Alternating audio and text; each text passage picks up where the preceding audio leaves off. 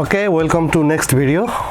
र आज यस भिडियोमा चाहिँ हामी ल्यान्ड क्याल्कुलेसन सिक्ने छौं इन टर्म अफ Ropani-Ana-Paisa-Daam है। अनि यो मेजरमेन्ट सिस्टम अफ ल्यान्ड हैन विशेष गरी नेपालको हिल्ली र माउन्टेन रिजनमा चाहिँ युज गरिन्छ। यो भन्दा अगाडिको भिडियोमा हामीले बिघा कट्ठा दूर पढ्यो जुन चाहिँ तराईमा युज गरिन्छ र आज चाहिँ हामी Ropani-Ana-Paisa-Daam कसरी क्याल्कुलेसन गर्ने एन्ड ल्यान्ड मेजरमेन्ट कसरी गर्ने र यो फर्मेटमा कसरी ल्याउने भन्ने कुरा पढ्ने छौं। ओके, सो Ropani-Ana-Paisa-Daam सबभन्दा सुरु गरौँ। हामी एक रोपनी बराबर 16 आना। ओके, 1 आना 1 रोपनी इज इक्वल टू 16 आना। 1 आना बराबर कति हुन्छ त 4 पैसा। ओके, 4 पैसा। And in the same way 1 पैसा इज इक्वल टू 4 दाम। अब एक दाम is equal to 21.39 square feet र हामीलाई यो 21.39 स्क्वायर फिट मात्रै पनि याद भयो भने हामी चाहिँ सम्पूर्ण हैन यो Ropani-Ana-Paisa-Daam कति स्क्वायर फिट हो, एक रोपनी बराबर एक आना बराबर कति स्क्वायर फिट हो, यो सबैको हामी के गर्न सक्छौं क्याल्कुलेसन गर्न सक्छौं। Okay, so let's start without delay. So we know that 1 dam is equal to 21.39 square feet. So 1 paisa is equal to 4 dam. Okay, 1 paisa is equal to 4 dam. So we know 1 dam is equal to 21.39 square feet. So 4 into 21.39 square feet is equal to 85.56 square feet. In the same way, 1 ana is equal to 4 paisa and 1 paisa is equal to 85.56. So 4 into 85.56 equal to 342.24 square feet. अब 1 रोपनी is equal to 16 आना. So 16 into 342.24 is equal to 5475.84 square feet. हामी एउटा example गरौँ जसमा चाहिँ कुनै जग्गाको लम्बाइ 100 फिट छ र चौडाइ 50 फिट छ। हामीलाई थाहा छ area equal to length into breadth, so it became 5000 square feet. हाम्रो के छ त Ropani-Ana-Paisa-Daam। अब हामी यसलाई के गरौँ आनामा कन्भर्ट गर्दियौ है त। सो 5000 स्क्वायर फिटलाई हामी आनामा लाँदाखेरि 5000 डिवाइडेड बाइ 342.24 र यसलाई क्याल्कुलेसन गर्दाखेरि 14.609 ओके आना निस्क्यो। अब हामीलाई के गर्नुपर्ने छ त RAPD Ropani-Ana-Paisa-Daam को फर्मेटमा लानु पर्ने छ। सो रोपनी के छ त अहिले 0 छ, यो के हो हाम्रो आना हो। सो 14.609 पैसा पनि 0 छ, दाम पनि 0 छ। अब हामी के गर्छौं 0। अब यो 14 होल नम्बरलाई हामी के गर्छौं आनामै राख्छौं है त।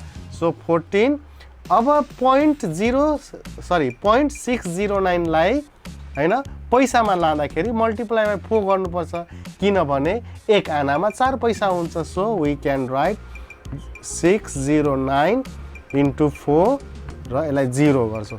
हामी सक्दो सबै यो जुन आना पैसा हैन यिनीहरू छ यसलाई चाहिँ होल नम्बरमा लान प्रयास गर्छ है।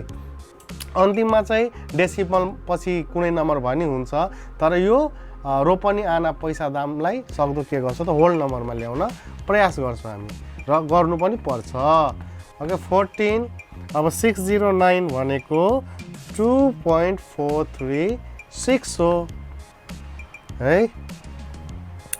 अब यहाँ के छ 0 14 यो 2 हामी होल नम्बरलाई के गर्छौँ पैसामा राखिदिन्छौँ र 0.436 इन्टु 4 फेरि गरिदिन्छौँ र फाइनली वी विल गेट 14 2 र 1.74 र फाइनली हाम्रो के भयो त यो 100 फिट बाई 50 फिटको जग्गा कति हुने रहेछ भने 0 रोपनी 14 आना 2 पैसा 1.74 दाम, and this is the final answer. So okay, let's try another example. Okay, there is plot whose length is 150 feet and 75 feet. Okay, अब फेरि यसको एरिया हामी निकाल्छौँ 150 into 75 equal to 11250. यसलाई फेरि हामी के गरौँ त आनामा कन्भर्ट गरिदियो। ओके 11250 divided by 342.24 यसलाई आनामा गर्दाखेरि 32.87 आना आयो है त। यति चाहिँ आना छ। अब यसलाई हामीलाई केमा गर्नुपर्छ त रोपनी आना पैसा दाम फर्मेटमा लानुपर्ने छ।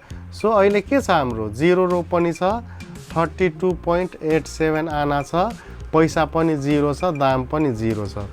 अब यहाँ अलिकति सोच्नुपर्ने कुरा के छ भने 16 भन्दा माथि जाने बित्तिकै हैन whenever this number is above 16 त्यो चाहिँ 16 हुने बित्तिकै के भयो त रोपनीमा गयो, किनभने एक रोपनी बराबर 16 आना हो। So we can write here के छ 16 हैन यसरी बिघा कठा दूरमा छुट्याए जस्तै यहाँ पनि छुट्याउँदैछौँ 0.87 है 0 0 यो सजिलोको लागि यसरी गर्छ। अब यो हामीले बेग्ला बेग्लै गर्यो हैन 16 लाई 1 र यो 1 भनेपछि 1 + 1 के भयो 2 रोपनी भयो। बाँकी अब यो पोइन्ट हुने बित्तिकै के गर्छौँ त्यसलाई तलतिर झार्दिन्छौँ हामी। यो आना चाहिँ पैसा हुने भयो क्या, अब किनभने हामीलाई होल नम्बर चाहिन्छ र अहिले तत्काललाई ल स्टेप वाइज गरौँ 0.87 0 र 0 है। अब यसलाई फेरि गर्दाखेरि 2 रोपनी 0 0.87 इन्टु 4 त्यसपछि 0 हुन्छ, किनभने यो 0.7 लाई हामी यसलाई पैसामा कन्भर्ट गर्दैछौँ आनामा। र यो कुरालाई पुनः लेख्दाखेरि 203.480 हुन्छ। अब यसलाई फेरि गर्दाखेरि यो यहाँ डेसिमल आयो, डेसिमललाई फेरि हामी के गरिदिन्छौँ दामतिर लगिदिन्छौँ 20 यो होल नम्बरलाई यहीँ छोडेर 0.48 इन्टु 4 गरिदिन्छौँ। अब यसलाई 203.192 आयो। अब हाम्रो फाइनल के भयो त यो 150 बाई 75 फिटको जग्गा कति हुने भयो त 2 रोपनी 0 आना 3 पैसा 1.92 दाम हुने भयो। Hope you understood. ओके अब तपाईहरु एक्सरसाइज गर्नुस् है त एउटा, अनि म चाहिँ जग्गाको लम्बाइ चौडाइ दिन्छु अनि तपाईहरु क्याल्कुलेसन गरेर कमेन्ट बक्समा एन्सर हाल्दिनु होला and I shall check it. Okay ल 500 feet by 300 feet एक्सरसाइज र अर्को गरौँ। Okay, 50 feet by 30 feet. Hope you understood and see you on next video. Bye bye.